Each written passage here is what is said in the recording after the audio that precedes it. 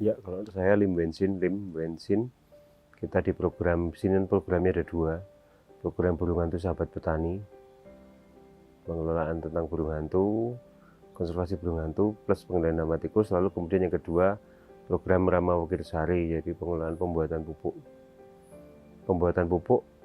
apa namanya, kita bilang pupuk pintar ya, pupuk pintar untuk petani sebenarnya.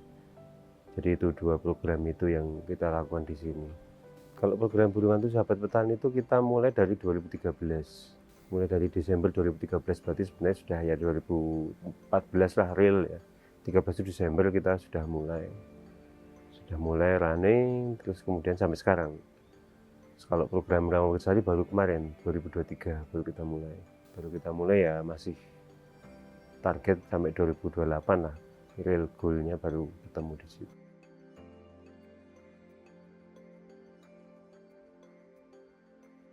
Kalau jumlah burung hantu yang kita hitung, burung hantu yang sudah berkeluarga tanda kutip ya, itu jumlahnya ada 11 pasang. Yang positif 11 pasang, atau terpantau dia bertelur, punya anak, itu 11 pasang. Tidak ada peningkatan, tidak ada penurunan, jadi selalu segitu. Fluktuatifnya rata-rata segitu, 11 pasang yang aktif. Makanya di sini ada 4 sarang yang versi yang diakui oleh kami sebagai sarang kami, itu ada 15. 16 kemarin, nambah 1 lagi di seberangnya masjid tepi jalan itu masuk ke area di sana. 16 yang diakui versi kami. 3 versi anak-anak kampus pernah ada yang masang, dan kita ingatkan untuk coba aja kalau mau versi mereka. Ternyata memang tidak dihuni. Kami risetnya 3 tahun mas, jadi garansi apa kalau kita buat sarang kalau nggak dihuni, wah malu banget. Ngapain riset 3 tahun nggak ada hasilnya. Nah ini ada sarang, ada isinya.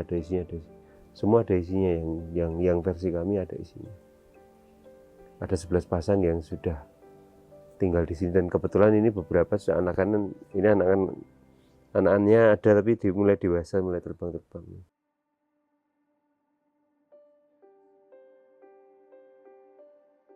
Kalau untuk hama tikus memang paling efektif burung hantu, paling efektif, murah.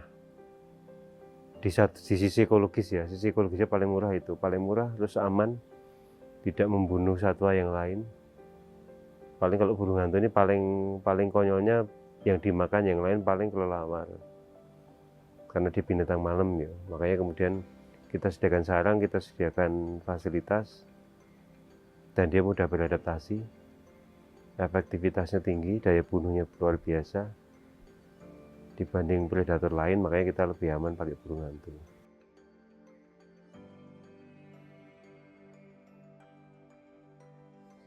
Kalau burung hantu sebenarnya untuk pengendalian hama tikus paling gampang, makanya ya tadi mudah sekali dipelajari sebenarnya. Mudah sekali, yang penting basicnya. Karena sebelum di sini sebelum program 2013 kan kita riset dulu 3 tahun. 4 tahun sebenarnya, 4 tahun, tapi yang kelihatan utuh sekali itu 3 tahun. Untuk mempelajari pola perilaku, terus kemudian sarang yang ideal seperti apa. Klik-kliknya harus tahu. Klik-klik sarangnya, tidak cuma sekedar membuat sarang. Banyak yang bisa membuat, tapi belum tentu bisa membuat yang efektif, efisien. Ya, dari riset itu kita berani ngomong ke petani. Dan yang paling mudah memang burung hantu, karena tidak perlu perawatan khusus kan. Kalau yang di luar, kalau yang sakit memang perlu dirawat di kandang-kandang. Tapi kalau kita tidak pengen merawat yang sakit, sudahlah, serahkan pada alam sudah. Tinggal kita panggil, mereka mau datang, terus kemudian ya wis, mencari makan sendiri, beranak sendiri, sudah nggak perlu, tanda kutip, nggak perlu campur tangan manusia sebenarnya. Kalau kita kan hanya memantau, tidak mencoba merekayasa mereka lagi, gitu.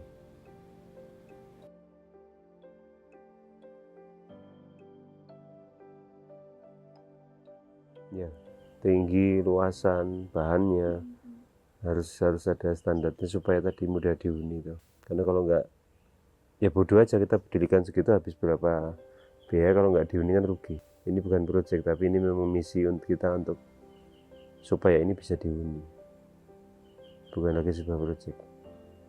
Dan tidak sama seperti rumah burung hantu yang di Eropa, beda jenisnya sama tapi beda karakternya, bahasanya juga beda. Jadi dia lokalitas banget kelihatan, burung hantu lokal dan burung hantu yang hasil risetnya orang-orang Eropa beda banget.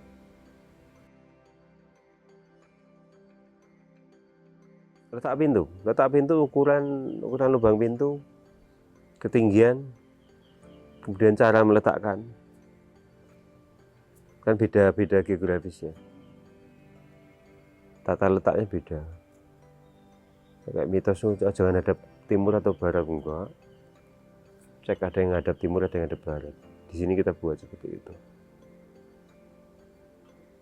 Yang di Bantul yang kita pasang hadap timur, malah sengaja kita hadapkan ke timur, dua malah kita hadapkan ke timur semua.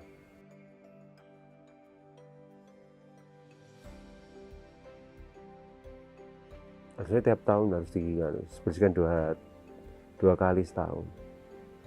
Satu tahun 2 kali harus dibersihkan harusnya. Tapi ada yang kemarin aku lihat beberapa ya setahun sekali, tapi lumayan masih oke aja. Setelah bersarang selesai, anaknya udah pergi baru dibersihkan. Karena kotorannya banyak. Secara alami mereka berpasangan sendiri kan, karena kita tidak pernah mendatangkan, tidak pernah membeli. Kita cukup memanggil yang sudah ada di sini. Makanya konsep kita nggak laku di banyak tempat yang tidak bisa mengadopsi itu karena pengennya kan mendatangkan dari tempat lain, nggak perlu panggil, pasti bisa. Toh di sini juga datang sendiri kok, nggak perlu kita beli, nggak perlu maksa. Dari tempat lain kita bisa datangkan mereka alami. Makanya kalau jadi proyekan jadi nggak seru. Proses mengundang itu kan perlu waktu, hasilnya juga perlu waktu. Ya tadi tantangannya di situ. Kalau untuk bikin program burung hantu sahabat petani yang real tanpa memaksa burung hantu lain untuk datang ke tempat kita tuh perlu waktu, perlu effort yang lebih. Aturan mainnya juga harus lebih ketat, nggak sekedar beli di pasar lalu taruh di sawah, enggak.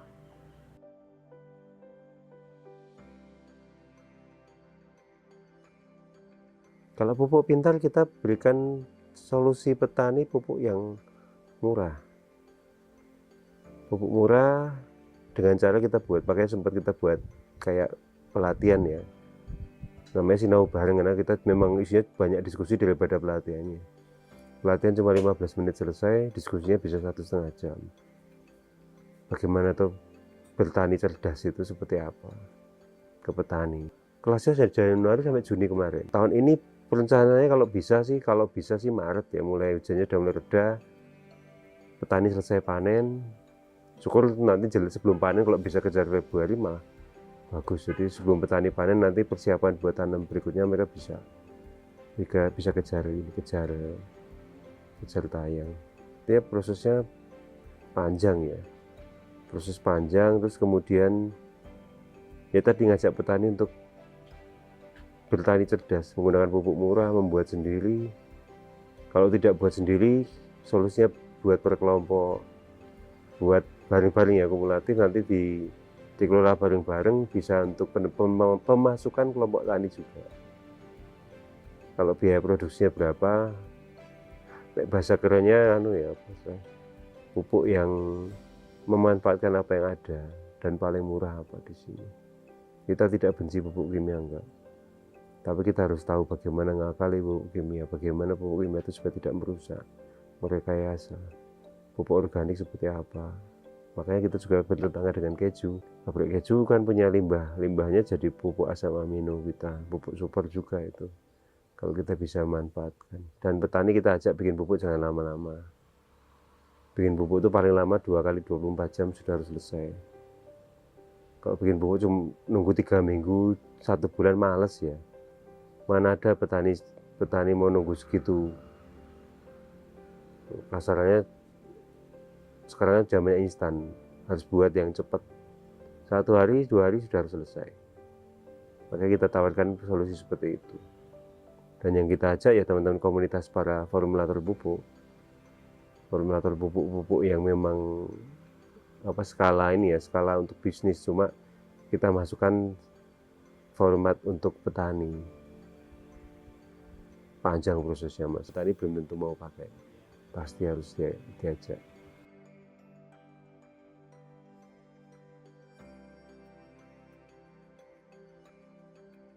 Kalau asam amino dari limbah pabrik keju ya, pabrik keju dari tanaman di sekitar sini, suplemennya juga dari wilayah-wilayah sini saja, tidak lebih dari radius 2 km dari sini bahan-bahannya, makanya bisa murah. Makanya kalau untuk buka kelas sendiri itu Pak,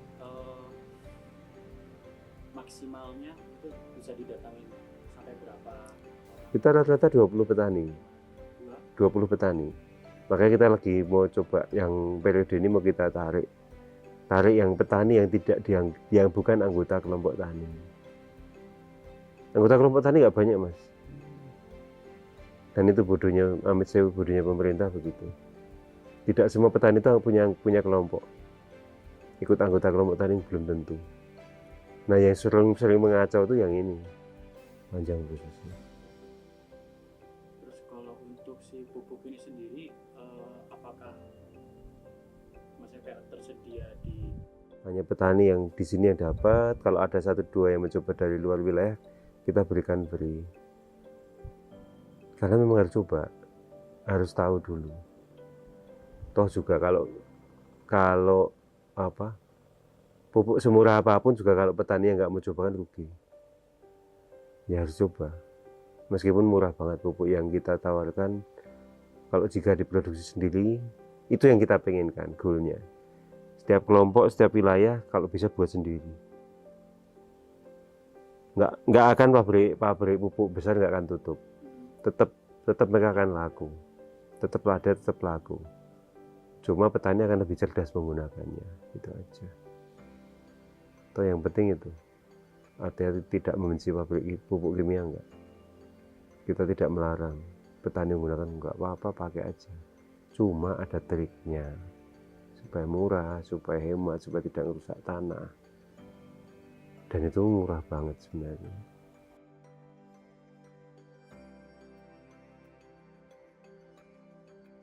Semua di 2 program itu sama ya, petani sudah terbiasa disubsidi, itu bahaya. Petani disubsidi, antara disubsidi atau dimanjakan kita nggak tahu. Tapi nek disubsidi kok kayaknya enggak lah. Kalau disubsidi masih bisa, tapi kalau petani sampai dibodohi ya sih. Dijejeli dengan macam-macam tanpa diajak mikir kan bodoh. Makanya petani sekarang tanda kutip malas.